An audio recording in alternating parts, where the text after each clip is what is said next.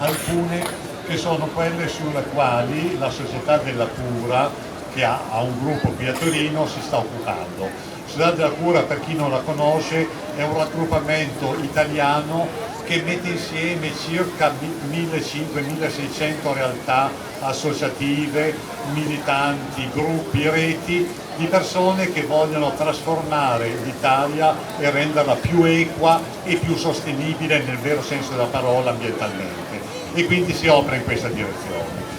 Qui a Torino abbiamo 3 vertenze che sono aperte, che sono molto rappresentative delle modalità di azione della Società della Cura e potrebbero essere alcuni dei punti su cui iniziare a lavorare, perché riassumono, pur essendo delle attività particolari e precise, riassumono degli elementi veramente di criticità della società che dovrebbero essere cambiati non soltanto a livello torinese ma anche a livello italiano. Le 3 vertenze in particolare, che non sono scorrelate una dall'altra anche se lo sembrano, sono: la prima riguarda la sanità e riguarda il Maria Adelaide, un ospedale di prossimità che funzionava, che è stato chiuso, che verrà destinato come al solito alla gentrificazione per farsi studentati e poi altre attività di tipo economico. Nel momento in cui c'è un'esigenza di tipo sanitario, ci sono anche dei fondi italiani che dovrebbero essere destinati alla sanità di prossimità e che è lasciato completamente in stato di abbandono, e per il quale, pur essendo sanità di natura di ambito regionale, il Comune non si è minimamente espresso, non ha preso nessuna posizione di tipo urbanistico, e quindi è lì in attesa esattamente che ci sia qualcuno che a livello comunale decida per riaprirlo. La seconda vertenza sulla quale stiamo lavorando, che anche questa è macro ma è micro e riguarda direttamente il Comune, è quella finanziaria. La finanza si sa che ha strozzato i cittadini, le collettività locali, lo Stato.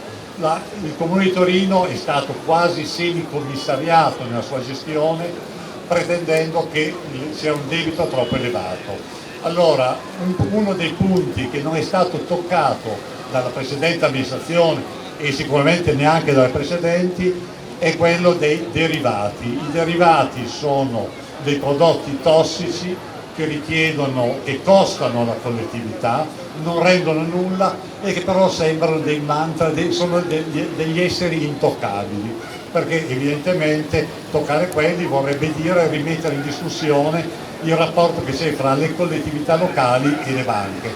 Allora questo è un elemento centrale che dovrebbe essere il primo dei dossier gestiti a livello di amministrazione, perché da questo poi discende tutto lo svuotamento delle casse della città, con l'impossibilità di attuare tutte le politiche di welfare sociale che sono strettamente assolutamente necessarie.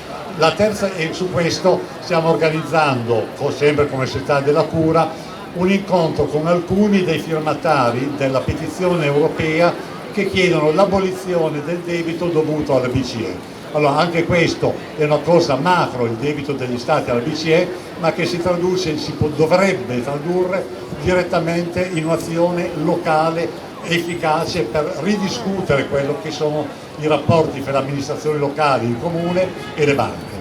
Il terzo dossier sul quale stiamo lavorando, che sembra disgiunto ma che si richiude sugli altri, è il dossier dei beni comuni e in particolar modo della cavallerizza reale. I beni comuni sono delle cose usate di cui si discute molto, eccetera, eccetera, ma che poi al momento buono diventano moneta di scambio e merce di scambio per far cassa quando gli enti locali hanno bisogni di cassa. La cavallerizza reale, che tutti sicuramente voi conoscete, è uno di questi, finito nel vortice delle cartolarizzazioni volute dall'ex ministro Tremonti.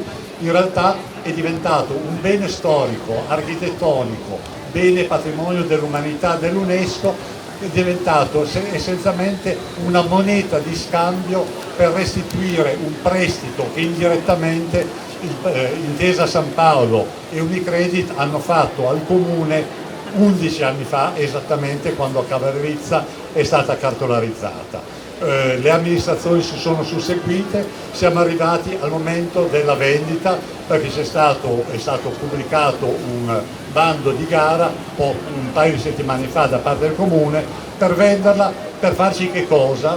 Per fare degli uffici dirigenziali. Cosa sono gli uffici dirigenziali? Sono la destinazione che la Compagnia di San Paolo ha chiesto sottobanco al Comune, perché la compagnia vorrebbe trasferire i propri uffici all'interno della Cavallerizza Reale. Allora questo è una delle cose piccole ma inaccettabili, perché nel suo piccolo sono solo poche decine di milioni, dimostra come ci siano le mani sulla città messe dalle banche e tacitamente ammesse da tutte le amministrazioni che ci sono state negli ultimi 20 anni. Allora questa è una cosa che dovrebbe essere anche completamente sovvertita e rimessa completamente a zero, perché le banche devono fare le banche, le fondazioni bancarie devono fare la loro attività filantropica e i comuni devono poter, le amministrazioni devono poter lavorare liberamente da questi lacciuoli e vincoli. Quindi facendo un piccolo spot pubblicitario, abbiamo qui un banco dove raccogliamo le firme per indire un referendum per abrogare la delibera che permette la cartolarizzazione e quindi la vendita per uso privatistico della Cavallerizza Reale. Se volete iniziare a firmare, questo è un primo passo in attesa che Angelo inizi il suo enorme lavoro. Grazie a tutti. Deborah Fortù, consigliera comunale.